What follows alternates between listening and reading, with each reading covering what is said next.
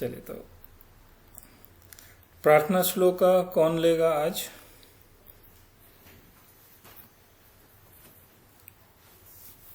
गीता बहन।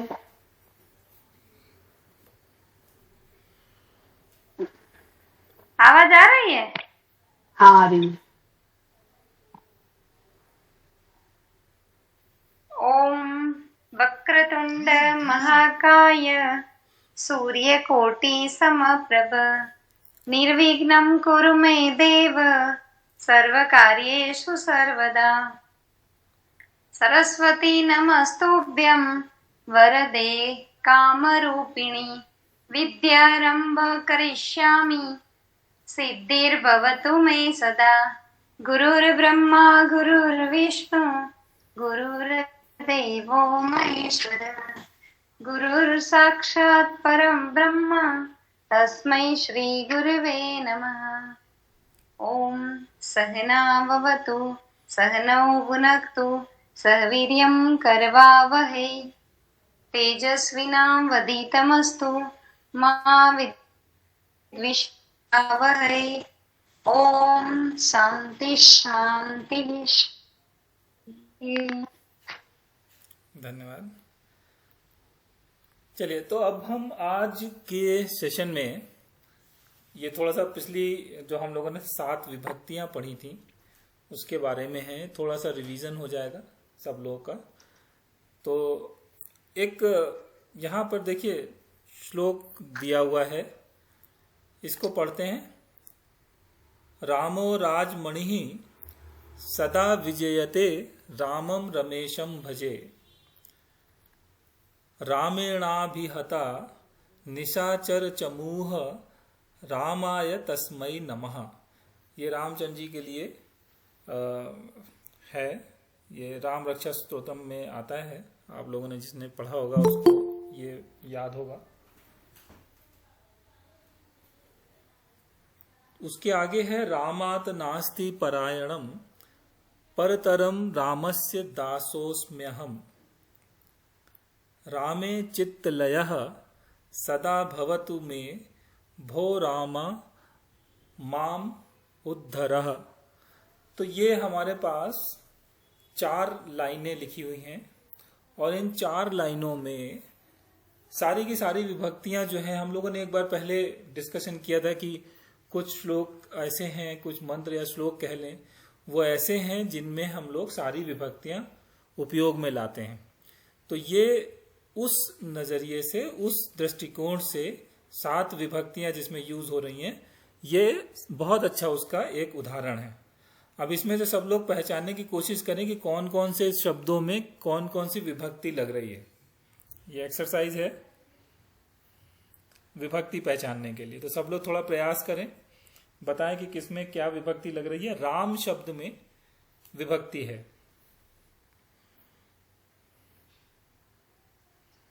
रामू। जिसमें भी पहचान में आ रहा हो उसको बताएं। अच्छा अच्छा अच्छा। तो रामाय तो आ रही है तृतीया विभक्ति, रामस्य षष्ठी विभक्ति, षष्ठी विभक्ति। हाँ रामात, रामात भी, रामात, रामात पंचमी विभक्ति। ओ सब लोग बोलो भाई। सब लोग प्रयास करें, सब लोग के लिए अच्छा है एक्सरसाइज। ऐसी छोटी छोटी सी एक्सरसाइज है ना, आप लोगों को। रामम प्रथमा विभक्ति है। हाँ शुरू से बताएं। हाँ रामम। रामू नहीं पहचान में आ रही है। अच्छा रामो चलिए नहीं पहचान में आ रहा है। रामम, उसके बाद है रामम। रामम में कौन सी विभक्ति है?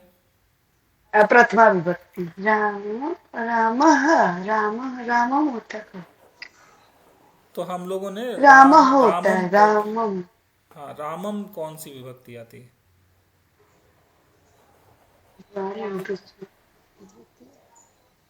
द्वितीय होती है। तो ये देखिए यहाँ पर ये है रामम। तो रामम को बताएं कौन सी है। उसके बाद में देखिए यहाँ पर लिखा, ये द्वितीय विभक्ति में आता है। आप लोगों के लिए बता दें, रामम जो है द्वितीय विभक्ति में है। फिर यह है रामेणा, तो रामेण, सप्तमी रामेण। रामेण, फिर उसके रामेण। बाद आता है ये देखिए रामाय, ठीक है। हाँ, रामात।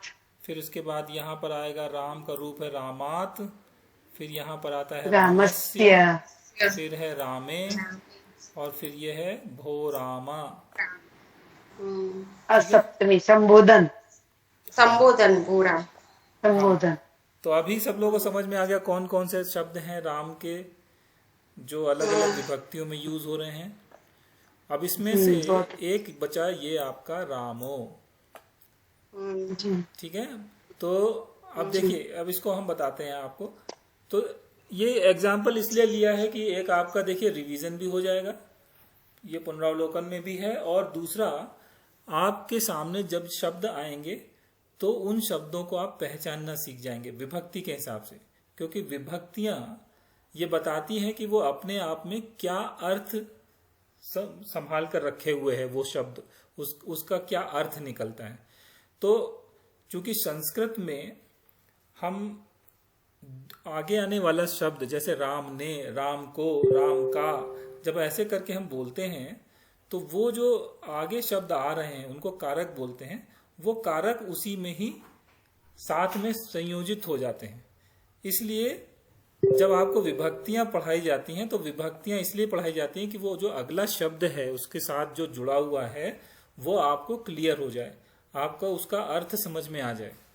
और जैसे ही आपको अर्थ समझ में आ जाता है, आप लोग उसका जब वाक्य बनाते हैं, वाक्य में उसको यूज करते हैं, तो आप लोगों को पता चल जाता है कि उसका मतलब क्या होगा। तो इसलिए विभक्तियों का उपयोग जो है बहुत जरूरी है। अब यहां पर जैसे हमने देखा पहला आया रामो। अभी हमने पिछला जो सेशन था उसमें जब हमने पढ़ा था तो हमने आपको बताया था कि जो रामो है उसमें ओ की जो मात्रा लगी हुई है वो वहां पर विसर्ग होता है, विसर्ग का ओ बन जाता है। यह आपने विसर्ग संधि आगे पढ़ाई जाएगी जब आपको, तब आपको पढ़ाया जाएगा। लेकिन अभी के लिए आप इसको ध्यान कर लीजिए कि अगर राम के साथ में जैसे ओ लिखा हुआ है या कृष्ण के साथ में ओ लिखा हुआ है तो वो कृष्णों की जो है एक्चुअल में कृष्णा उसका शब्द है। तो हमने इसका उदाहरण पिछली बार भी देखा था। अब इस समय जो आपको फिर से उसको दोहरा रहे हैं कि ये जो पहला लिखा हुआ है रामो, इसका मतलब है रामः।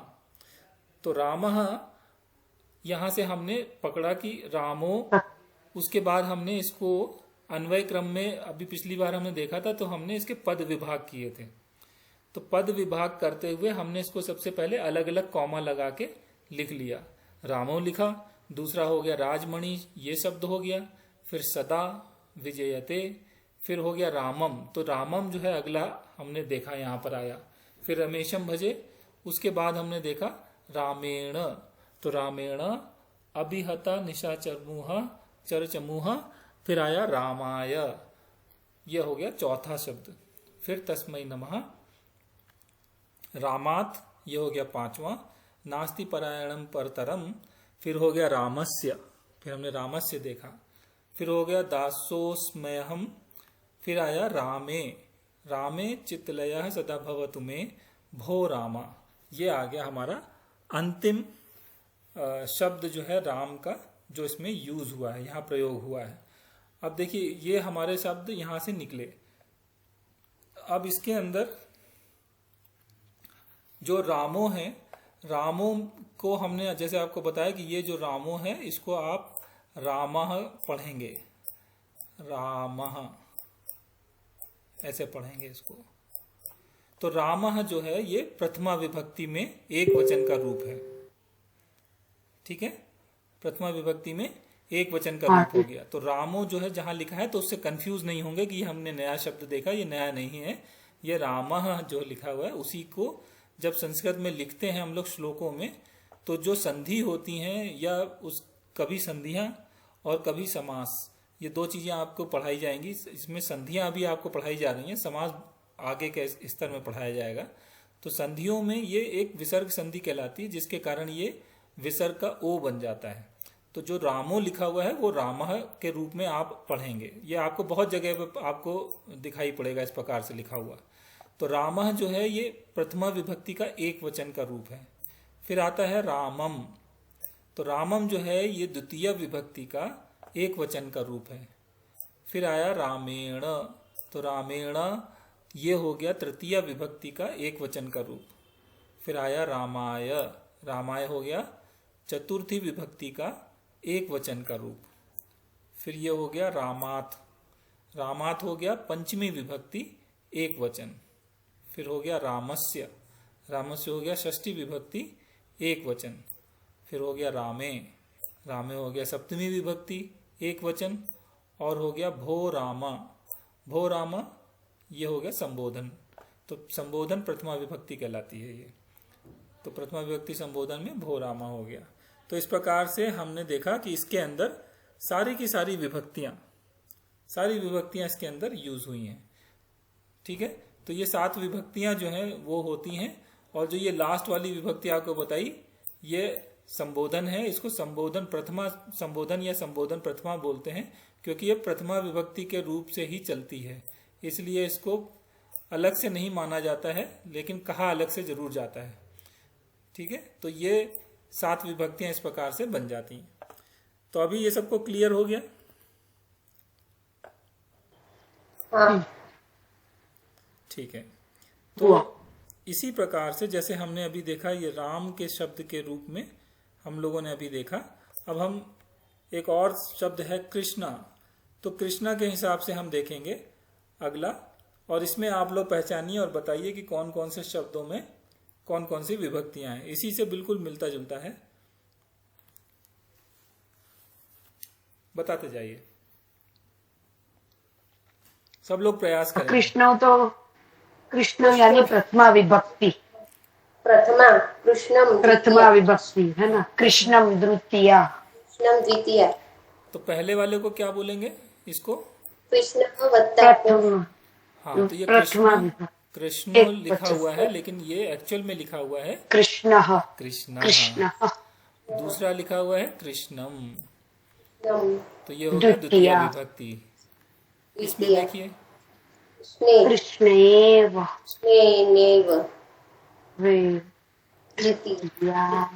कृष्णाय चतुर्थी, कृष्णाय चतुर्थी। कृष्णादेव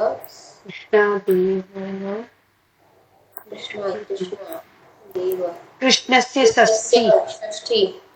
षष्ठी। और यहाँ पे ये हो गया कृष्णात, ये हो गया कृष्णा पंचमी विभक्ति, पंचमी का एक वचन का रूप है।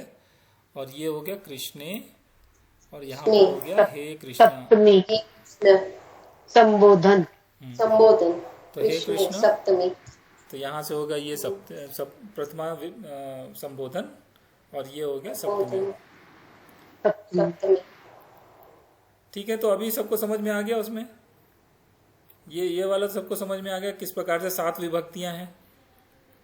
हाँ जी। अब तो आप पहचान लेंगे, कहीं पर भी आएगा, आपको 2 एक्सरसाइज करा दी हैं, तो आप कभी भी आएगा तो आप उसको पहचान लीजिएगा। ठीक है, तो ये हमारे काम आएंगे। तो 7 विभक्तियों के रूप हैं इसके अंदर, तो आप कभी भी इनको अगर याद भी कर लेते हैं आप लोग तो बहुत अच्छा रहेगा। जो लोग राम रक्षा स्तोत्रम पढ़ते हैं तो वो राम रक्षा स्तोत्रम में ये आते हैं। ठीक है, चलिए अब आगे चलते हैं। हम लोग देखेंगे अन्वय क्रम। तो अन्वय क्रम में आज हम लोग थोड़ा सा रिवीजन कर रहे हैं पहले का, कि हम लोगों ने क्या क्या देखा था। सबसे पहला हम लोग अन्वय क्रम में क्या करते हैं, पद विभाग करते हैं। तो जो भी श्लोका या मंत्रा है, तो उस मंत्र में या श्लोक में हम लोग जो भी उसमें पद यूज हुए हैं उनको अलग अलग करके लिखते हैं, और अलग अलग लिखने का एक तरीका होता है, उस तरीके को फॉलो किया जाता है। तो हमेशा ध्यान रखिएगा कि पद विभाग ऐसे ही सिर्फ जो शब्द लिखे हुए हैं उनको उतार के लिखना नहीं है, बल्कि थोड़ा सा दिमाग लगा के लिखना है वहां पर पद विभाग को। सबसे सरल है, क्योंकि उसमें कोई भी क्रम चेंज नहीं करना है, आपको बदलना नहीं है, और आप वैसे ही लिखेंगे जैसा लिखा हुआ है। बस उनके बीच में कॉमा कॉमा लगाते जाएंगे, थोड़ा सा और उसमें ध्यान देंगे कि कैसे कॉमा लगाने के पहले और क्या करना है। तो वो हम लोग हर पद को अलग अलग लिखते हैं। फिर उसके बाद जैसे हमने एक उदाहरण के तौर पे लिखा कि कति दिनानि तिष्ठति। कति दिनानि तिष्ठति का मतलब क्या हुआ? कति का मतलब कितने, दिनानि मतलब दिन, तिष्ठति मतलब ठहरते हैं। तो कितने दिन रुकते हैं या ठहरते हैं उसके लिए यूज करते हैं। तो यहां पर हमारे कितने पद यूज हुए हैं? 3। 3 हैं। तो 3 पदों में हम लोग जब इसको लिखेंगे तो कैसे लिखेंगे? कति, फिर लिखेंगे कॉमा, फिर लिखेंगे दिनानि, फिर कॉमा, फिर तिष्ठति। ऐसे लिखते हैं ना पद विभाग में। हाँ जी। हाँ, चलिए एक और एग्जांपल देख लेते हैं। अब देखिए ये लिखा है, क्या लिखा है ये पढ़िए कोई। दिलीपस्याचार्यः। हाँ, तो अब इसको आप पद विभाग में कैसे लिखेंगे? दिलीपः आचार्यः। और भी कोई बताएं। दिलीपस्य प्लस आचार्य। हाँ, तो यहां पर देखिए दिलीपस्य, दिलीपस्य प्लस आचार्य। तो यहाँ पे 2 शब्द यूज हुए हैं, उन दोनों को जोड़ दिया गया है। यहाँ पे विभक्ति यूज हुई है तो इन दोनों को जोड़ दिया गया है। वैसे आप एक शब्द के रूप में भी इसको लिख सकते हैं और 2 शब्दों के रूप में भी इसको लिखा जा सकता है। ये ध्यान रखिएगा, क्योंकि दिलीपस्य आचार्य जब हम बोलते हैं तो मतलब दिलीप के जो आचार्य हैं, जो उनके गुरु हैं, उनके बारे में बातचीत हो रही है। तो ये एक शब्द जोड़ के भी बनाया जा सकता है और 2 शब्दों को अलग अलग करके भी लिखा जा सकता है। तो यहाँ पर जो पद हैं, हम जब इसको पहचानेंगे तो देखेंगे कि इसमें दिलीपस्य और आचार्य, ये 2 शब्दों से या 2 पदों से मिलकर यह बना हुआ है दिलीपस्याचार्य। ठीक है, तो ऐसे करके इसको कॉमा करके लिखेंगे हम लोग। तो यह इस प्रकार से हम लोग पद लिखते हैं। पद विभाग में इस प्रकार से लिखा जाता है। इसका हमने एक छोटा सा उदाहरण आपको दिया है यहाँ पर। फिर हम अन्वय जब करेंगे तो उसमें हम लोग को कुछ चीजें जो ध्यान में रखनी है वो क्या है कि जो प्रत्येक पद है, जो अभी ऊपर हमने पद विभाग किए हैं, कॉमा लगा के हर पद को अलग अलग किया है, उस हर पद की विभक्ति, वचन और उसका क्या पुरुष है, ये हमको लिखना है। ठीक है, हम हर पद को अलग अलग करके लिखेंगे पद विभाग में, और हर पद की, प्रत्येक पद की विभक्ति, वचन और पुरुष ये हम उसमें लिखेंगे। तो वो टेबल बनाई थी, वो टेबल आपको बनानी है। उसके बाद हम कैसे लिखते हैं? उसके बाद उसकी गद्य के रूप में रचना करते हैं। तो जो पद्य होते हैं उसमें उन शब्दों को एक साथ लिखा जाता है। एक साथ का मतलब क्या हुआ कि हम लोग जो लिखते हैं पद्य के रूप में जब लिखते हैं तो काव्य के रूप में जब उसको, उसकी या छंद के रूप में जब उसकी रचना होती है तो शब्दों को इधर उधर करके लिखते हैं। तो उसका मतलब आपको सीधे सीधे समझ में नहीं आएगा क्या मतलब है। कहीं लिख दिया हम लोगों ने हाथी, कहीं लिख दिया आचार्य, कहीं लिख दिया घोड़ा, कहीं लिख दिया बैठकर, कहीं लिख दिया कुछ। तो वो जम्बल्ड या बिखरे हुए क्रमों में जो छंद की रचना की जाती है, वो उसके कुछ कारण हैं जो इस प्रकार से लिखा जाता है। तो हम क्या करेंगे कि वो जो पद्य का जो फॉर्म है, जो काव्य के रूप में जो लिखा हुआ है, उसमें से सारे पदों की हम पहचान करेंगे और फिर उन पदों को हम लोग कहते हैं पद विभाग। फिर हम क्या करेंगे, उन पदों की विभक्ति, वचन और पुरुष की एक टेबल बनाएंगे और उससे हमको ये समझ में आएगा कि इन पदों का क्या मतलब है और ये पद आपस में किस प्रकार से जुड़े हुए हैं। फिर हम लोग उसकी एक सामान्य वाक्य के रूप में उसकी रचना करेंगे। इसको हम बोलते हैं गद्य के रूप में रचना करना। तो एक साधारण व्यक्ति को समझ में आ जाएगा, तो हम लोग उसकी रचना करते हैं गद्य के रूप में, उसको सीधे क्रम में शब्दों को लिखते हैं। और जब हम ये कर लेते हैं तो उसके बाद हम कहते हैं अन्वयार्थः या प्रतिपदार्थः। मतलब प्रतिपदार्थ का मतलब ये हुआ कि हर पद का क्या अर्थ है। प्रतिपदार्थः का मतलब क्या हुआ, प्रति प्लस या योजन, पद प्लस अर्थः, ये इसका मतलब है कि हर पद का क्या अर्थ है, इसका ये मतलब हुआ। तो हमको हर पद का मतलब समझ में आ जाएगा, तो हमको ये समझ में आ जाएगा कि हमें किस क्रम में उनको रखना है। तो प्रत्येक पद का अर्थ हमारी समझ में आ गया। तो जब हमको उसका अर्थ समझ में आ गया तो फिर जब हमको हर शब्द का मतलब, उनकी विभक्ति, वचन और पुरुष समझ में आ गए तो हम उनको एक सही क्रम में रख सकते हैं। सही क्रम में जब हमने उसको रख दिया तो इसको ही हम अन्वय क्रम कहते हैं, अन्वय क्रम। तो अन्वय क्रम में हमको यही काम करना है। और फिर जब उसको आपने अन्वय क्रम में रख दिया तो आप उसका तात्पर्य भी बताएंगे। तात्पर्य में हमको क्या बताना है, उसका शब्दशः अनुवाद नहीं बताना है, बल्कि उसका भावार्थ बताना है कि मतलब कहने का क्या है, श्लोक का भावार्थ कथन क्या है, वो हमको उसमें लिखना होता है। तो ये जो है अन्वय क्रम के अंदर इतनी चीजें आती हैं।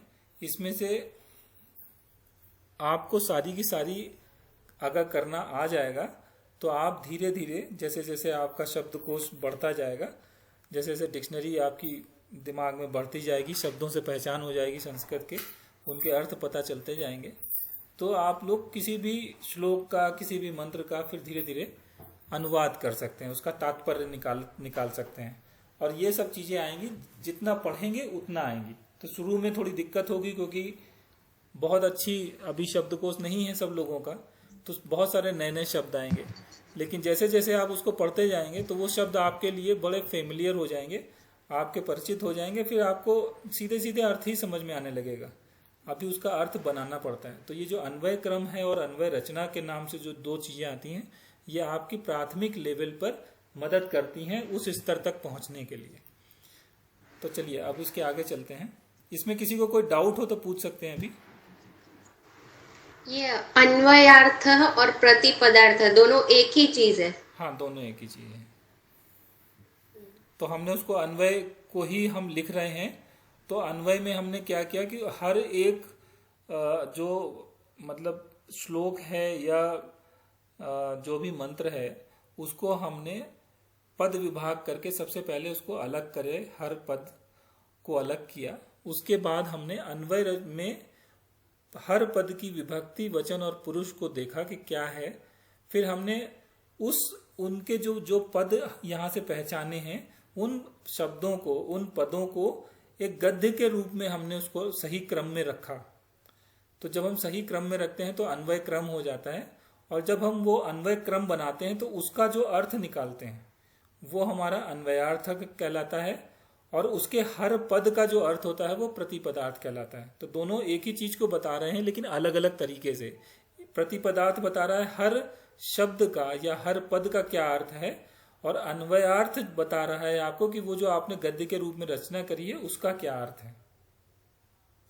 ठीक है, तो वो आपको भावार्थ नहीं बता रहा है, वो आपको भावार्थ नहीं बता रहा, वो भी पद के अर्थ के रूप में ही आपने लिखा हुआ है।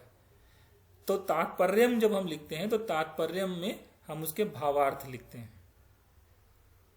अभी क्लियर हुआ कि डाउट है अभी?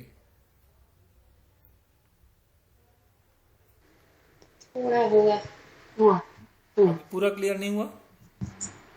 हुआ है, प्रैक्टिस होगी तो हो जाएगा। वो तात्पर्य और भावार्थ। हाँ, देखिए भावार्थ, देखिए तात्पर्य अभी अच्छे। चलिए आगे पढ़ेंगे तो फिर आपको समझ में आ जाएगा। चलिए नेक्स्ट देखते हैं। तो अभी हम एक अन्वय लेते हैं। तो ये तीसरा अन्वय क्रम है जिसको हम लोग ले रहे हैं। इसमें पढ़ेंगे इसको, कोई पढ़िए, पढ़ने की भी प्रैक्टिस हो जाएगी सब लोगों की।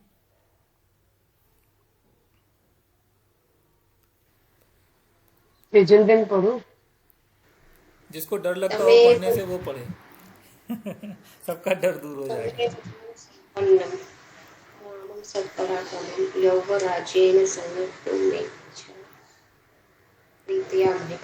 तमेव गुण संपन्न रामं सत्य पराक्रमं यौवराज्येन संयुक्तुमिच्छत प्रीत्या महीपतिः। ठीक है, तो अब इसके अंदर हमको क्या करना है? सबसे पहले अन्वय क्रम के लिए अलग अलग करना है। क्या बोलते हैं उसको? पद विभाग।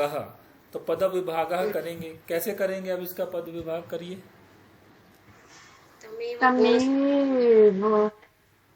तमेव प्लस गुण पद संपन्नम रामं सत्य पराक्रमम। सत्य प्लस पराक्रमम। फिर यो राज्य एक संयुक्त तृतीया। संयुक्त। तो ये कुछ संयोग तो थोड़ा डिफिकल्ट है। कुछ थोड़ा कठिन लग रहा है ना करने में। हाँ, हम्म। तो देखिए ये इसीलिए यौवन। नहीं नहीं, देखिए अभी क्या करना है, अभी आपको सिर्फ तृतीया। प्रयास करना है। आपको सही नहीं करना है, आपको प्रयास करना है।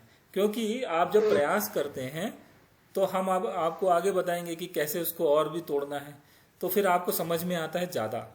अगर इसको सिर्फ देखेंगे तो फिर समझ में उतना आएगा नहीं। इसलिए आपको एक बार अपनी तरफ से कोशिश करें और देखिए कि हमने क्या किया और एक्चुअल में क्या होना चाहिए था। ठीक है, तो अभी देखिए आप लोगों ने अच्छा प्रयास किया, सब लोगों ने। ये प्रयास जरूरी है। अब चलिए आगे देखते हैं कि पद विभाग इसके कैसे किए जाएंगे। तो देखिए पद विभाग में हमने क्या किया, इसको लिखा ऐसे ही जैसे ये लिखा हुआ है, तमेव गुण संपन्नम रामम सत्य पराक्रमम यौ राज्येन संयोक्तुमैक्ष्यत प्रीत्या महीपति ही, ऐसे करके हमने इसको पहले लिखा। तो ये अभी पद विभाग किया नहीं है, अभी हमने सिर्फ एक लाइन में इसको लिख दिया है, सारे जो पद हैं उसको लिख दिया है। अब हम इसके जो पद हैं उसको तोड़ेंगे। तो कैसे लिखेंगे, तमेवम, तम एवं गुण संपन्नम। तो तम अलग किया, एवं, एवं को अलग किया, फिर हमने गुण संपन्नम, एक शब्द है ये, फिर रामम। अब देखिए यहाँ पर ये सारी चीजें देखने लायक हैं आपके। जब भी आप पद विभाग करेंगे तो उसके अंदर आप ये चीजों का ध्यान रखेंगे कि जैसे, एक सेकेंड, हाँ देखिए जैसे यहाँ पे लिखा हुआ है तम एवं, यहां तक लिखा है ना तम एवं, दूसरा लिखा है गुण संपन्नम, फिर लिखा है रामम। अब इनको देखते जाइए, नीचे हमने कैसे लिखा है तम एवं, इसमें तम अलग है और एवं शब्द जो है वो अलग है। ठीक है, तो यहां से तम एवं हमने लिया, फिर होगा गुण संपन्नम, हमने लिख दिया गुण संपन्नम, फिर हमने लिख दिया रामम। अब ये शुरू के ये जो दो शब्द थे, दो के हमने कितने शब्द बनाए, 4 बना दिए। ठीक है, यहां पर ध्यान देने वाली क्या बात है कि जहां कहीं भी ऊपर की तरफ बिंदी आ रही है, जहां पर भी अनुस्वार आ रहा है, उसकी जगह हमने लास्ट में मां लिख दिया है। तो ये ऑब्जर्वेशन आपका बहुत जरूरी है। जब भी अलग करेंगे शब्दों को, तो अलग में जब भी कभी ऊपर बिंदी होगी तो उसको आप मकार के रूप में लिखेंगे। तो यहाँ पे तम का तो तम हो गया, एवं में ऊपर बिंदी लगी हुई है, यहाँ पर बिंदी लगी हुई है, तो एवं का ये हो जाएगा एवं, यहाँ मकार आ जाएगा इस प्रकार से। फिर गुण संपन्नम में देखिए फिर यहाँ पे मकार हो गया, रामम लिखा है देखिए ऊपर अनुस्वार है, उसका भी मकार हो गया। इसी प्रकार से हम आगे चलते जाएंगे। सत्य पराक्रमम, तो सत्य पराक्रमम का ऐसा ही हो जाएगा। यौ राज्येन, ये भी ऐसा ही रहेगा।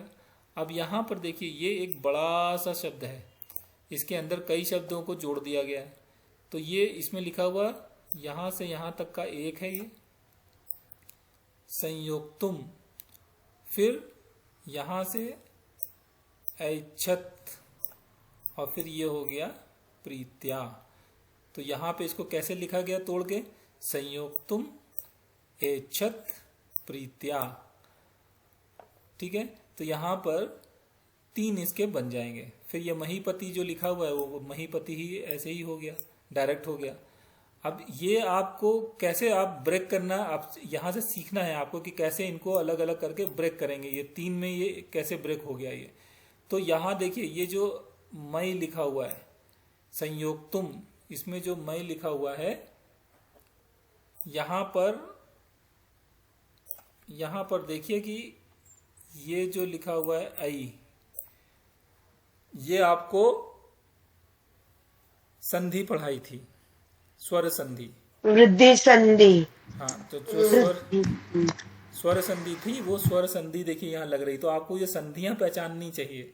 तो अभी आप वंदना जी पूछ रही थी कि कैसे उसकी प्रैक्टिस करें, यही प्रैक्टिस करनी है। यहाँ से ही पहचानना है कि जो शब्द हैं, जो पद हैं, वो एक्चुअल में पद क्या है और यहाँ पर किस जगह पर कुछ लगा हुआ है। अब जैसे इनको तोड़ना जो है, यहाँ संयुक्तम और फिर ऐच्छत यहाँ तक, और फिर उसके बाद में फिर से ये हो गया प्रीत्या। तो ये अलग अलग तोड़ना, तो यही पहचानना आपको सीखना है। तो इसकी हम लोग प्रैक्टिस कर रहे हैं यहाँ पर। तो अभी जब आप 2-4 देखेंगे इस प्रकार के श्लोक, तो फिर आपको समझ में आ जाएगा कि अच्छा ऐसे करते हैं, यहां से हम इसको ब्रेक कर सकते हैं। जो अभी आपको एक्सरसाइज कराई जा रही हैं, इनको ही जब ये खत्म हो जाएगा सेशन, तो उसके बाद आप लोग फिर से प्रैक्टिस कीजिएगा। तो जब आप प्रैक्टिस करेंगे तो आपको दिमाग में रजिस्टर हो जाएगा कि हाँ ये हमको समझ में आ गया और यहां से ब्रेक करते हैं, तो इसको हम ऐसे ब्रेक करेंगे। कभी किसी दूसरे शब्द में इसी प्रकार की संधियां लगी होंगी तो आप वहां पहचान जाएंगे। ठीक है, अभी पिछले वाले जो 2 अन्वय पढ़ाए थे वो सब लोगों ने कर लिए, रिवाइज कर लिए थे कि किसी ने नहीं किया? टाइम नहीं मिला किसी को? नहीं मिला। नहीं नहीं, देखिए टाइम निकालना पड़ेगा, क्योंकि मैं जी, अपनी तरफ जी। से कोशिश करता हूँ कि नहीं आप नहीं लोग बिल्कुल। समझ में आ जाए अच्छे तरीके से, लेकिन उसको 1 हफ्ते तक याद भी तो रखना है ना, तभी आगे बढ़ पाएंगे।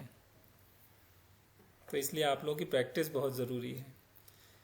तो ये पद विभाग समझ में आ गया सब लोगों को, किस प्रकार से पद विभाग किया इसका?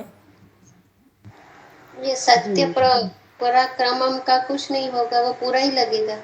हाँ, सत्य पराक्रमम ऐसे रहेगा।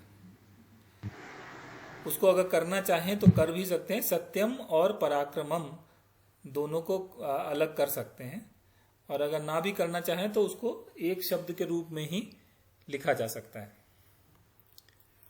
ठीक है, चलिए तो देखिए उसके अगले चलते हैं। तो हमने ये जो ऊपर लिखा हुआ है इस लाइन में हमने पद विभाग किए। अब इन पद विभाग से हमको देखना है कि आगे क्या करेंगे। तो प्रतिपदार्थ इसके हम देखेंगे, मतलब उनके हर पद का अर्थ देखेंगे कि क्या है। तो हम ऐसे टेबल बना लेंगे और टेबल में हमको पुरुष, उनकी विभक्ति और उनके वचन और उनके अर्थ, हम ऐसे एक टेबल बना लेंगे। तो हम प्रैक्टिस ऐसे ही करेंगे, सब लोग ऐसे ही प्रैक्टिस करिए। तो इससे क्या होगा कि आप लोगों को पहचानना आ जाएगा, हर शब्द को, हर पद को पहचानना सीख जाएंगे। अब देखिए जो तम है, तम जो है ये पुल्लिंग शब्द है, और पुल्लिंग में द्वितीय विभक्ति और एक वचन में ये प्रयोग होता है। ठीक है, तो जब हम तम का प्रयोग करेंगे तो द्वितीय विभक्ति में ये आएगा, द्वितीय विभक्ति का पुल्लिंग का एक वचन का रूप है। फिर हमने देखा अगला आया एवं। एवं कहाँ आया? यहाँ पर। तम कहाँ था? यहाँ पर। अब हम एवं में देखेंगे, ये भी द्वितीय विभक्ति में आता है, एव का रूप है, और ये एक वचन का रूप है। इसका मतलब होता है जो या इस प्रकार। इसी प्रकार से अगला देखेंगे गुण संपन्नम। गुण संपन्नम भी देखिए, ये भी मकार में चूंकि अंत होता है इसका, तो ऐसा नहीं है कि सारे के सारे मकार में अंत होने वाले द्वितीय विभक्ति में ही होंगे, लेकिन अधिकतर आपको वहां से पता चल जाएगा कि ये द्वितीय विभक्ति का ही है। तो गुण संपन्न का गुणों से संपन्न, उसका ये मतलब होता है।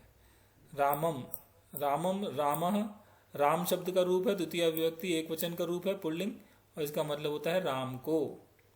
और सत्य पराक्रमम, सत्य पराक्रमम अगर फिर मकार में उसका अंत हो रहा है तो ये भी द्वितीय विभक्ति एक वचन का है, इसका मतलब है सत्य और पराक्रमी। अब इसको देखिए, सत्य और पराक्रमी, जब हमने इसको यहाँ बोला तो हम इसको अलग भी कर सकते हैं अगर करना चाहें, तो ये हो जाएगा सत्यम, और इसको हम लोग पराक्रमम कर देंगे अगर हमको अलग करना है। बोधे जी सत्यम कैसे होगा? माँ कैसे आएगा इसमें? हाँ, इसीलिए सत्यम के वो आपको आगे बताया जाएगा, अभी नहीं, इसीलिए उसको अलग नहीं किया जा रहा है, वो आपके समास में आता है।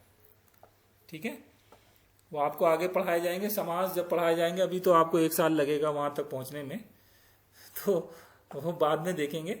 फिलहाल इसको सत्य पराक्रमम करके ही लिखेंगे सब लोग, तो ये आपके मान्य है उसके अंदर। जब और आगे, जब अगले सेशन से, अगले सेशन नहीं, अगले प्रवेशा के बाद में परिचय हुआ, परिचय के बाद में शिक्षा आएगा, शिक्षा के बाद में आपको पढ़ाया जाएगा वो। तो तब तक आपको इसको सत्य पराक्रमम जब तक पढ़ाया नहीं जाए तब तक एक शब्द के रूप में ही इसको लिखना है। फिर आया यौराजेन। यौराजेन, अब देखिए यहाँ पे एन आया, ये तृतीय विभक्ति का रूप हो गया। ठीक है, तो ये युवराज के लिए यूज किया गया है। संयोक्तुम, संयोक्तुम जो है ये अव्यय कहलाता है। एच्छत, एच्छत जो है ये क्रिया है कि उसने ऐसी इच्छा की, ऐसा चाहा, ऐसी इच्छा की, प्रीत्या, प्रीत्या जो है ये तृतीया विभक्ति का रूप है और इसका मतलब होगा प्रेम से, तृतीया विभक्ति में है। और महीपति ही, महीपति जो है ये राजा दशरथ के लिए यहाँ पर यूज किया गया है। ठीक है, तो यहाँ पर हमने जो ये शब्द लिखे इनके अर्थ जो है साथ में लिख दिए, प्रतिपदार्थ जो है हर शब्द का अर्थ साथ में लिख दिया है। तो अर्थ लिखने से आपको यहाँ ये पहचान में आ जाएगा कि हम किसके बारे में बात कर रहे हैं। तो अब इसको देखिए, मिला के देखने की कोशिश करिए पद प्रतिपदार्थ से कि तम का मतलब हुआ उस, एवं का मतलब हुआ जो, गुण संपन्नम का मतलब हुआ गुणों से संपन्न, रामम मतलब राम को, तो क्या मतलब हुआ उस जो गुणों से संपन्न राम को, सत्य पराक्रमम का मतलब हुआ सत्य और पराक्रमी, यौवराजेन का मतलब हुआ युवराज, संयोक्तुम का मतलब हुआ बनाने के लिए, एच्छत का मतलब हुआ चाहा या उसकी इच्छा की, प्रीत्या का मतलब हुआ प्रेम से, और महीपति जो है राजा दशरथ के लिए यूज हुआ। ये एक वचन का है, प्रथमा विभक्ति का एक वचन का रूप है, द्वितीय विभक्ति लिखी वो गलत है। तो महीपति जो है, महीपति का मतलब क्या होता है, जो धरती, महीपति जो होते हैं धरती का जो राजा होता है उसको बोलते हैं महीपति, और राजा दशरथ को महीपति के नाम से बुलाया जाता था। इसलिए यहाँ पर महीपति राजा दशरथ को इंगित करता है, उनको बताता है, उनके रेफरेंस में यूज किया गया है ये। तो ये जो है, अब आप इसको जब पढ़ेंगे तो देखिए क्या इससे अर्थ आपको निकल रहा है। इसका एक सेंटेंस बनाने की कोशिश करिए, एक वाक्य बनाने की कोशिश करिए इससे। एक ऐसा वाक्य बनाइए जो समझ में आए कि कहना क्या चाह रहे हैं। सर्वगुणों से संपन्न युवराज राम को दशरथ ने प्रेम से युवराज बनाने राजा बनाने की इच्छा की, युवराज बनाने की इच्छा की। नहीं, युवराज राम को आएगा ना। हाँ, राम को सत्य पराक्रमी युवराज बनाने की इच्छा प्रेम से राजा दशरथ ने की। सर्वगुणों से संपन्न और पराक्रमी ऐसे राम को राजा बनाने की इच्छा राजा राम ने प्रेम से की। राजा दशरथ ने आएगा पहले। राजा दशरथ ने सत्य और पराक्रमी राम को युवराज बनाने की इच्छा की। सर्वगुणों से संपन्न, सर्वगुणों से संपन्न ऐसे युवराज राम को राजा दशरथ ने राजा बनाने की प्रेम से इच्छा की। ठीक है, तो मतलब समझ में आ गया कि कहना क्या चाहते हैं जी। ये भी समझ में आ गया होगा कि जो शब्द लिखे हुए हैं पद विभाग में, जिस क्रम में लिखे हुए हैं उस क्रम में हम अगर इसको लिखेंगे तो उसका कोई अर्थ नहीं निकलेगा।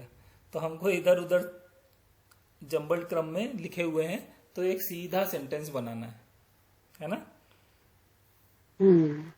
तो यही आपको बता रहे थे कि जब हम ऐसे लिखते हैं उसके अर्थ को जब भी हम लिखेंगे, तो जब अन्वयार्थ जब हम करते हैं तो उसमें जब ऐसे लिखेंगे तो ये देखिए प्रतिपदार्थ में जब हमने एक एक शब्द को लिखा, अगर इसी क्रम में अगर इसको हम लिखेंगे तो उसका अर्थ नहीं निकलेगा। उस जो गुणों से संपन्न राम को सत्य और पराक्रमी युवराज बनाने के लिए चाहा प्रेम से राजा दशरथ, तो जल्दी समझ में नहीं आएगा कहना क्या चाहते हैं यहाँ से। तो अन्वयार्थ में जो है इस प्रकार से लिखा जाता है। तो अन्वयार्थ जो है वो आपको सही बताएगा नहीं, तो तात्पर्यम जो है वो आपको सही बताता है। तो अन्वयार्थ में आप उसको थोड़ा सा सही ढंग से लिखेंगे लेकिन मतलब उसका आएगा नहीं बहुत ज्यादा। और जब तात्पर्यम जब लिखते हैं ना, तो तात्पर्यम का मतलब ये होता है कि उसका जो कहने का मतलब है, आप कहना क्या चाहते हैं वो आप लिखेंगे। तो इन शब्दों के अलावा और भी शब्द आप उसमें जोड़ सकते हैं। अब जैसे यहां पर हमने जो देखा उसमें लिखा हुआ है कि जो राजा दशरथ थे, राजा दशरथ ने जब मतलब एक समय ऐसा आया जब राजा दशरथ ने ये सोचा कि अब मैं काफी बूढ़ा हो गया हूं, काफी समय हो गया, मेरे बच्चे बड़े हो गए, तो मुझे अब किसी को युवराज बनाना चाहिए, राजा बनाने की तैयारी करनी चाहिए और अयोध्या का जो राज्य है उनको देना चाहिए, तो उसकी तैयारी करनी है मुझे। तो मैं कैसे करूं? तो किसी ना किसी को अपना उत्तराधिकारी घोषित करना पड़ता है। तो जब उत्तराधिकारी घोषित कर दें तो अपने बच्चों में वो सेलेक्ट करते थे उस समय राजा कि कौन ज्यादा योग्य है। एक रूल था पहले, मतलब एक प्रकार से ये माना जाता था कि जो भी ज्येष्ठ पुत्र होगा वो युवराज बनाया जाएगा। फिर वो जब युवराज बनेगा तो युवराज बनाने का मतलब ये हो गया कि उसको नॉमिनेट कर दिया गया कि ये राजा बनेंगे। जब राजा रिटायर होंगे, अपनी गद्दी से हटेंगे, तो उनकी जगह पर ये युवराज उनकी गद्दी या उनका सिंहासन संभालेंगे। तो वहां वो जो समय था, उस समय राजा दशरथ ने ये डिसाइड किया कि अब ये अच्छा समय है जब किसी को युवराज बनाया जा सकता है। और ऐसा उन्होंने क्यों किया था? क्योंकि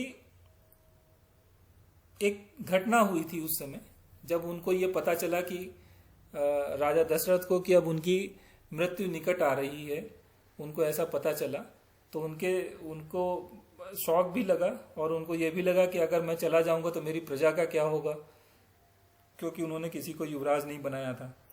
तो मृत्यु के बाद अगर कोई राजपद पर अगर नहीं होगा तो जो राज्य होता है उसमें थोड़ी सी अनिश्चितता हो जाती है और लोगों का मतलब जो दुश्मन देश होते हैं वो उन पे आक्रमण कर देते हैं, जो पड़ोसी जो होते हैं। क्योंकि कोई राजा विहीन देश है अगर या राज्य है तो वो कमजोर हो जाता है, वहां कोई उसकी जिम्मेदारी लेने वाला नहीं है, कोई आदेश देने वाला नहीं है सैनिकों को रक्षा करने के लिए, बचाने के लिए।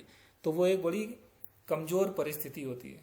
तो उस परिस्थिति से ना आए अयोध्या में, इसके लिए उन्होंने ये सोचा कि हम किसी को बनाएं। तो अब वो सोच रहे थे कि किसको बनाएं। तो उन्होंने प्रेम से देखिए इच्छा की, राजा दशरथ ने ये प्रीत्या का मतलब हुआ प्रेम से, मतलब एक अच्छे मन से, एक अच्छी भावना से उन्होंने यह इच्छा की कि जो राम हैं वो सत्य हैं, पराक्रमी हैं और सभी गुणों से संपन्न हैं, तो उनको युवराज बनाया जाए। ठीक है, समझ में आया सब लोगों को? जी हाँ, तो ये जो है अन्वय, इस प्रकार से हम उसके जो शब्द हैं उनको अलग अलग क्रमों में जो रखे हुए हैं उसको एक सही क्रम देके हम उसको तात्पर्य भी बता देंगे साथ में। तो ये धीरे धीरे जब आप करेंगे ना तो आपको प्रैक्टिस हो जाएगी, क्योंकि पहले उनको पहचानना, उनके पद विभाग जो हैं, उनकी विभक्तियां, उनके वचन और उनके जो लिंग हैं, पुरुष जो है, उसको पहचानने में थोड़ा सा समय शुरू में लगेगा और यही प्रैक्टिस करनी है हम लोगों को। इसमें जैसे ही निपुणता आ जाएगी तो अगले चीजें ऑटोमेटिकली होने लगेंगी। तो देखिए अब हम यहां तक आ गए, हमने अन्वय में इसको लिख दिया कि महीपति कौन? राजा दशरथ। एवं गुण संपन्नम, इस प्रकार से जो गुणों से संपन्न थे, सत्य और पराक्रमी थे, सत्य पराक्रमम, तम रामम, उन राम को, यौराज्येन, युवराज, संयोक्तुम प्रीत्या ऐक्षत, उन्होंने उनको युवराज बनाने की प्रेम से इच्छा जताई। अभी अन्वय का क्रम आपको यहां बताया जा रहा है, किस प्रकार से जो शब्द हैं, जो पद हैं, उनको सही क्रम में किस प्रकार से रखा गया। अभी थोड़ा सा क्लियर हुआ सब लोगों को? जी हाँ, तो देखिए बस यही है, इसको ये पढ़ाया इसीलिए जा रहा है कि आप लोग को समझ में आ जाए। अब देखिए ऊपर जो लिखा हुआ है, तमेव गुण संपन्नम रामम सत्य पराक्रमम यौराज्येन संयुक्तम ऐक्षित प्रीत्या महीपति ही, अगर इसको पढ़ते हैं तो हमको समझ में नहीं आता कि ये मतलब क्या है। इसमें बहुत सारी चीजें मिली हुई हैं, लेकिन जब आप नीचे का सेंटेंस पढ़ेंगे, अन्वय में जब पढ़ेंगे, तो आपको समझ में आ जाएगा कि इस ऊपर जो लिखा हुआ है, श्लोक लिखा हुआ है, उसका मतलब क्या है, क्योंकि ये गद्य के फॉर्म में लिखा हुआ है। ऊपर वाला जो है वो पद्य के फॉर्म में, काव्य जिसे बोलते हैं, छंद बोलते हैं, उसके उसके रूप में लिखा हुआ है। तो इसलिए उसको समझने के लिए आपको अन्वय करना जरूरी है, और अन्वय करने के लिए आपको पदों का विभाग करना जरूरी है और उनको सही क्रम में रखना जरूरी है। फिर हम देखेंगे उसका तात्पर्यम। तो तात्पर्यम ऐसे आ जाएगा कि राजा दशरथ ने गुणों से संपन्न सत्य और पराक्रमी राम को स्नेह से युवराज बनाने की इच्छा जताई या इच्छा की।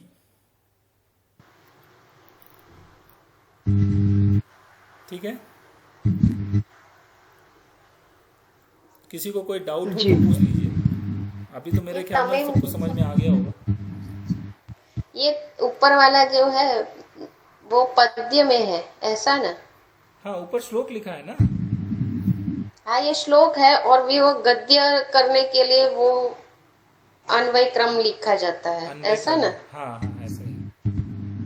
तो उसको अलग अलग तरीके से लिख दिया गया, तो उसको सही क्रम में लिख दिया है हमने। अभी ये जो अन्वय क्रम है ना, ये अन्वय क्रम आपको बताता है कि इसको सही क्रम क्या है उसका।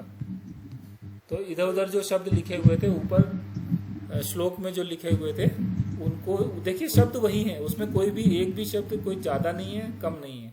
उन्हीं शब्दों को सही क्रम में केवल रख दिया गया। तो यही आपका अन्वय क्रम है, यही अन्वय है आपका। और अन्वय का जो अर्थ है वो नीचे दिया हुआ है कि क्या उसका अर्थ निकल रहा है, ये हिंदी में दिया हुआ है आपको। ठीक है, अगर ये समझ में आ गया तो नेक्स्ट देखते हैं।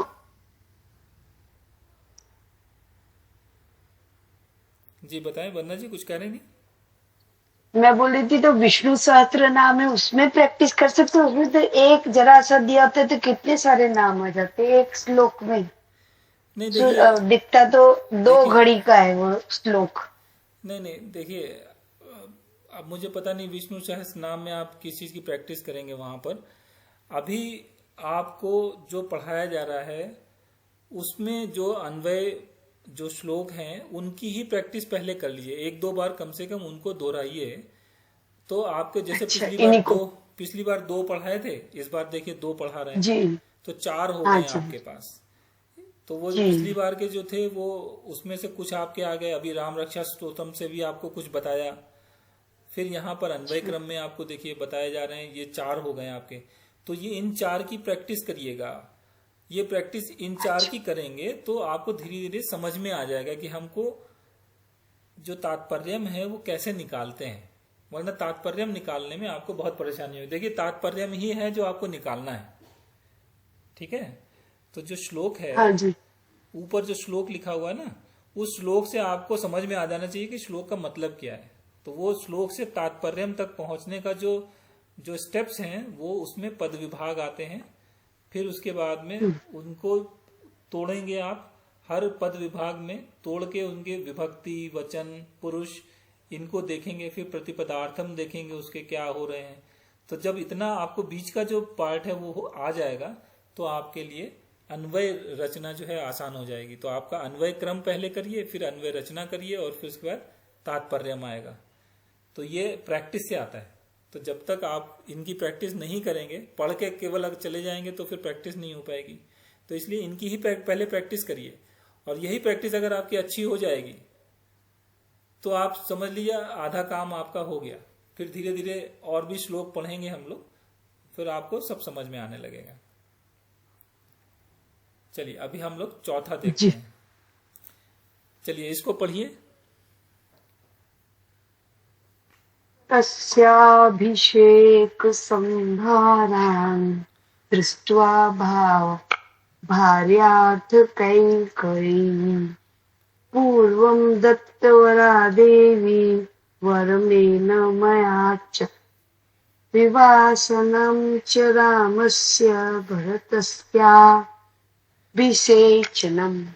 हाँ, तो अभी देखिए श्लोक है। अब हमको अन्वय रचना करनी है, अन्वय क्रम इसका पहचानना है। तो अन्वय क्रम पहचानने के लिए हम लोग क्या करेंगे? पहले पद विभाग। हाँ, पद विभाग कैसे करेंगे? तस्याभिषेक संभारान्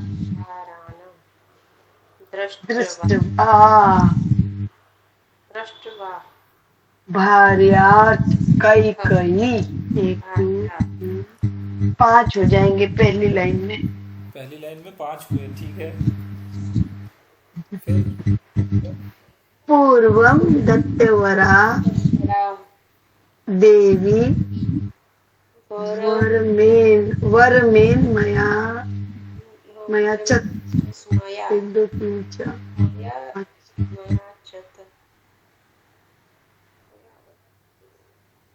वर्षा दिमाग लगाओ बहन। हाँ, सब लोग प्रयास करें।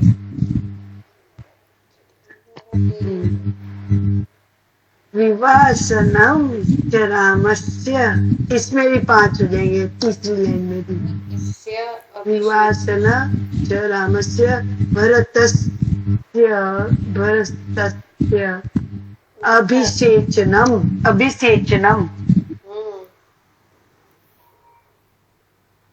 5 होने सब में।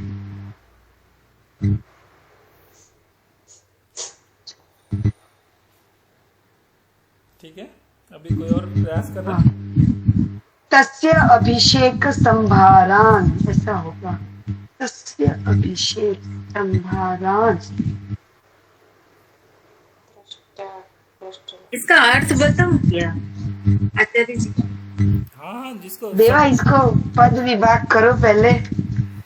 एक तो पहले अर्थ समझ लेते तब पद विभाग होगा। ठीक है। नहीं होगा। नहीं, अभी आप उल्टा चलने की कोशिश कर रहे हैं, सबसे लास्ट वाला स्टेप पहले करें, कोई बात नहीं, करिए।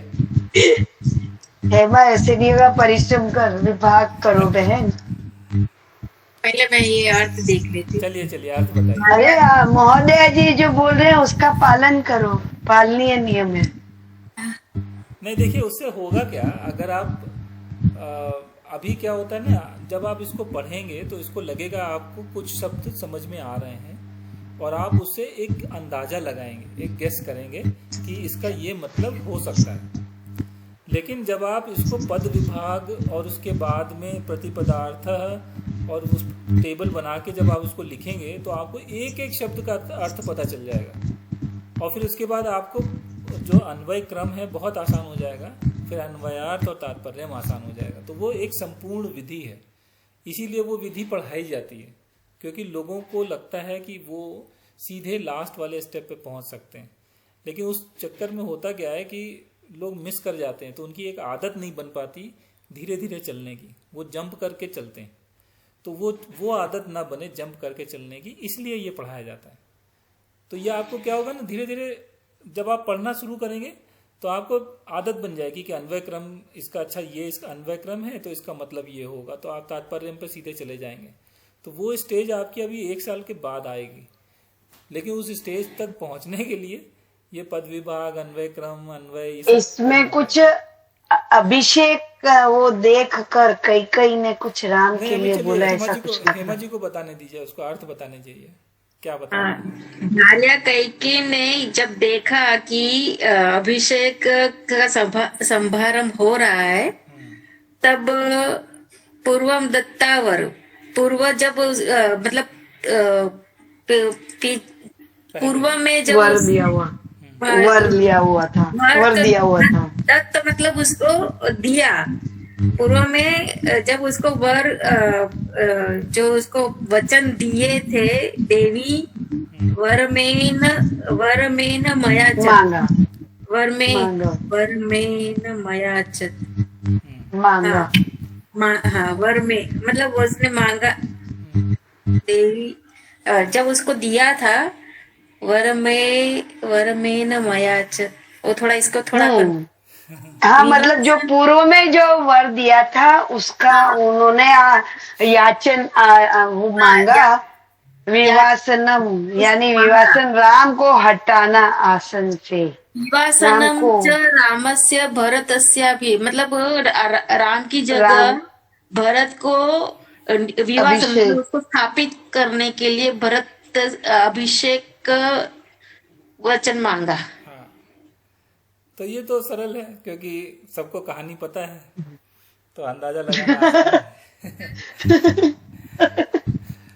ठीक है, तो इसीलिए पढ़ाए जा रहे हैं, क्योंकि आप लोगों को थोड़ी कहानी पता है, तो उससे आप लोगों को गैस करना आसान हो जाता है। तो इसके लिए बहुत अच्छी एक्सरसाइज है, इसीलिए चलिए इसको आगे देखते हैं। तो पद विभाग हम जब करेंगे तो पद विभाग देखिए कैसे होंगे इसके। तो पद विभाग में हमने सबसे पहले तो जो शब्द लिखे हुए हैं पद ऐसे ही हमने लिख दिए, एक लाइन में लिखते चले जाएंगे। तो पूर्वम दत्तवरा देवी वरमेनम याचत विवासनम च रामस्य, ऐसे हमने पूरे जितने भी थे वो लिख लिए।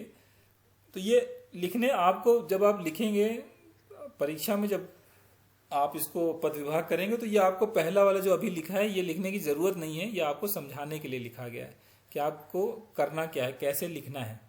तो ये आप इस प्रकार से लिखेंगे। फिर इसका दोबारा जब हम लिख रहे हैं तो ये आपको लिखने होंगे। तो यहां से हमने पहचाना कि ये जो पद हैं उसमें तस्य पहला पद होगा, अभिषेक संभारान ये दूसरा शब्द होगा, फिर दृष्टवा, फिर भार्या और उसके आगे अथ, फिर कैकेयी, फिर पूर्वम, दत्तवरा, ये सब अलग अलग पद हैं और इनको अलग अलग ही लिखेंगे। देवी, फिर देखिए वरमेन अयाचत, तो वरमेनम अयाचत, तो यहां से वरम अलग हो जाएगा, एनम अलग हो जाएगा और अयाचत अलग हो जाएगा। तो ये तीन शब्द हैं, तीन पद इनके बन जाएंगे। फिर विवासनम, तो विवासनम एक हो गया, चा एक हो गया, रामस्य एक हो गया, फिर भरतस्य, भरत का, भरतस्य, अभिषेचनम ये अलग हो जाएगा। तो इस प्रकार से ये शब्द बनेंगे। तो हमारे पद देखिए अब यहां से निकल के सामने आ गए कि कौन कौन से पद इसके अंदर सम्मिलित हैं। अब हमारी जो दूसरी एक्सरसाइज शुरू होती है वो क्या है, हम इसमें पहचानेंगे विभक्ति। विभक्ति क्या है, वचन क्या है और पुरुष क्या है उसका। तो पुरुष, विभक्ति और वचन पहचानेंगे हर पद का, और उस पद का अर्थ क्या है ये पहचानेंगे। तो हम जब इसको पहचानेंगे तो कैसे पहचानेंगे, प्रति पदार्थ में जब हम इसको देखिए लिखेंगे तो तस्य, तस्य जो है वो षष्ठी विभक्ति, पुल्लिंग का षष्ठी विभक्ति का एक वचन का रूप है।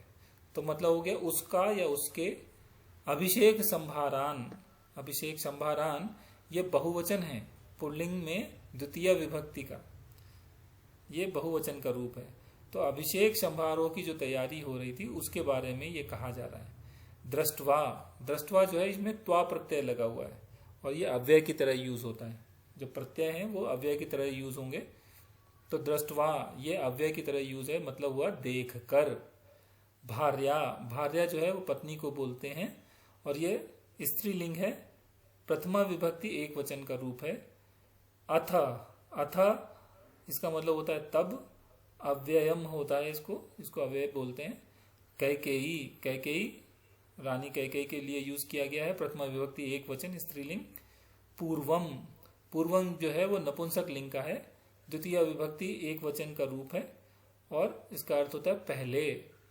दत्तवरा, दत्तवरा मतलब दिया गया, जो पहले जो वर दिया था उसके लिए यूज किया जा रहा है दत्तवरा। तो यहाँ का मतलब हुआ स्त्रीलिंग का वर्ड है ये, प्रथमा विभक्ति एक वचन का। देवी, देवी यूज किया गया है रानी कैकेयी के लिए। तो यहाँ पे इसका अर्थ है रानी, मतलब रानी कैकेयी, उनके लिए देवी शब्द यूज किया गया है। स्त्रीलिंग प्रथमा विभक्ति एक वचन का रूप है ये। वरम, वरम जो है वो नपुंसक लिंग है, द्वितीय विभक्ति एक वचन में और इसका मतलब हो गया वर को। फिर वर्ड आया था एनम।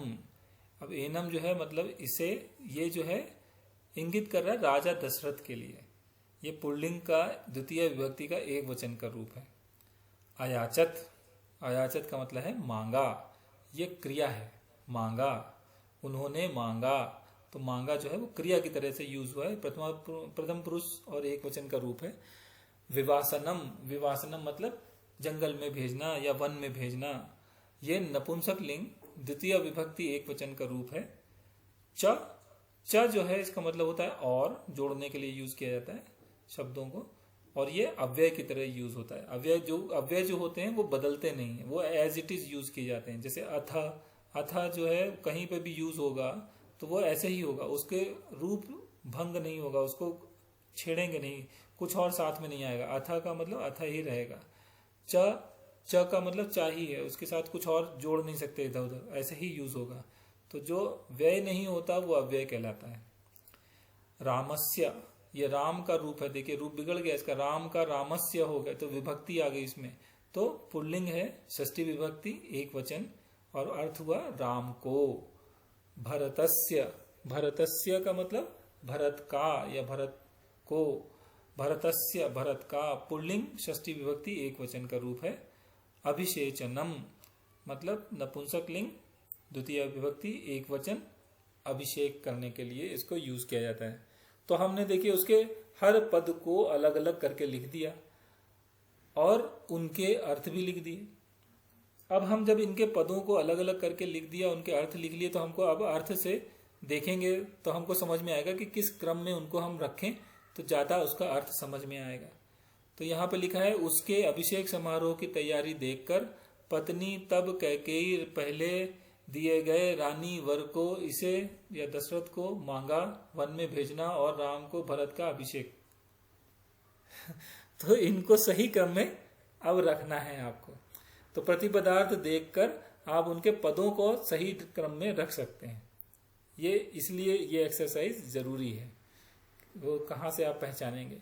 तो यहाँ पर हुआ क्या कि जो देवी या रानी कैकेयी थी, जब राजा दशरथ ने अपने पुत्र राम को युवराज बनाने की घोषणा की तो उन्होंने उनकी तैयारी शुरू हो गई।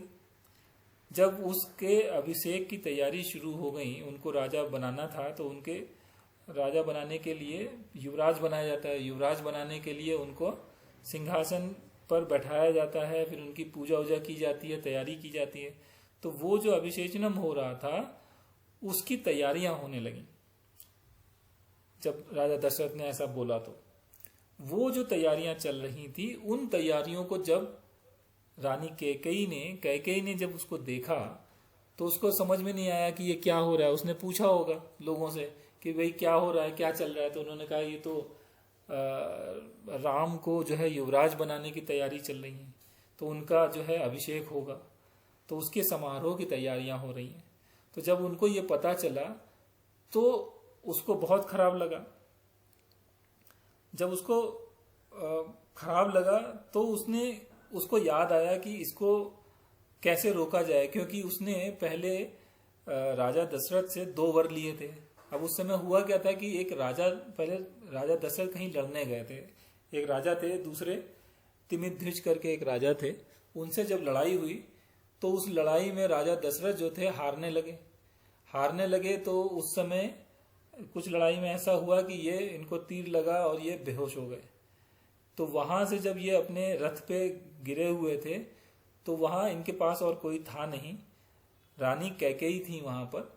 तो इन्होंने फिर रानी कैकेयी ने उनको संभाला और घोड़े पे या रथ पे लेकर वहां से युद्ध भूमि से इनको बचाकर निकाल कर ले गई और इनकी जान बचाई।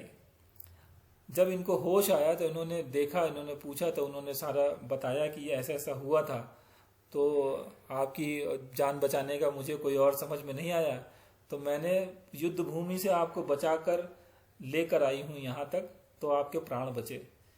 यह सुनकर राजा दशरथ बड़े खुश हुए।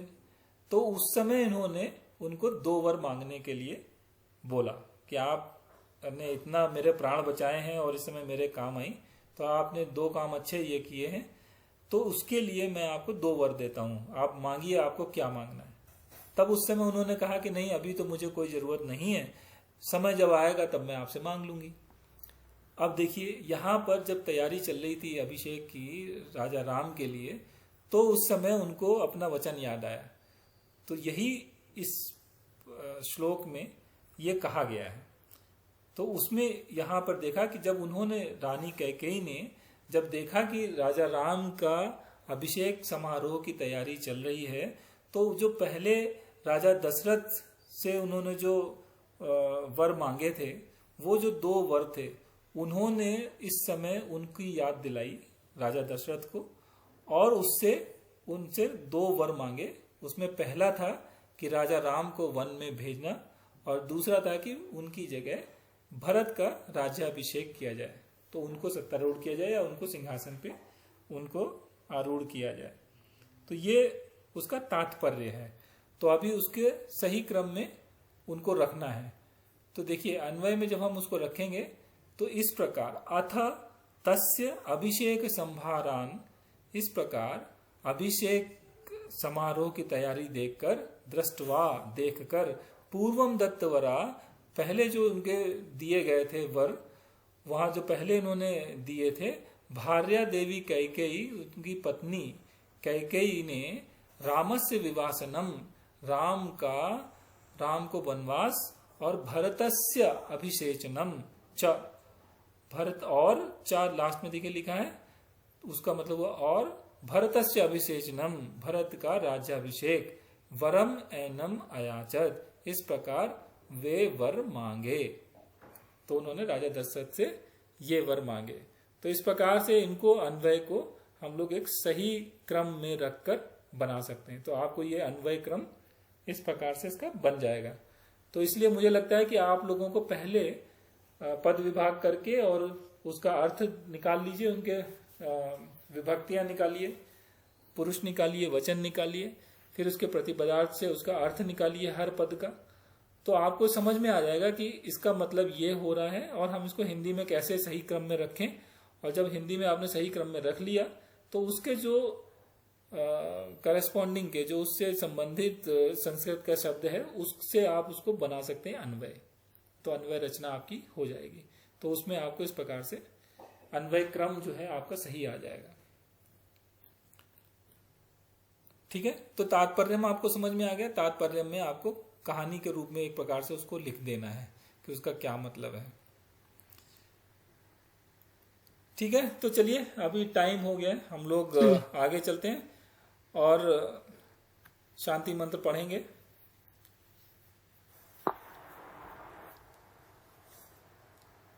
कोई पढ़ रहा है या हम पढ़ें? पढ़ सेजल पढ़ोगे। ॐ सर्वे भवन्तु सुखिनः, सर्वे सन्तु निरामयाः, सर्वे भद्राणि पश्यन्तु, मा कश्चित् दुःखभाग् भवेत्। ॐ शान्ति शान्ति शान्तिः। हरिः ॐ श्री गुरुभ्यो नमः। हरिः ॐ तत्सत्। ओके, धन्यवाद।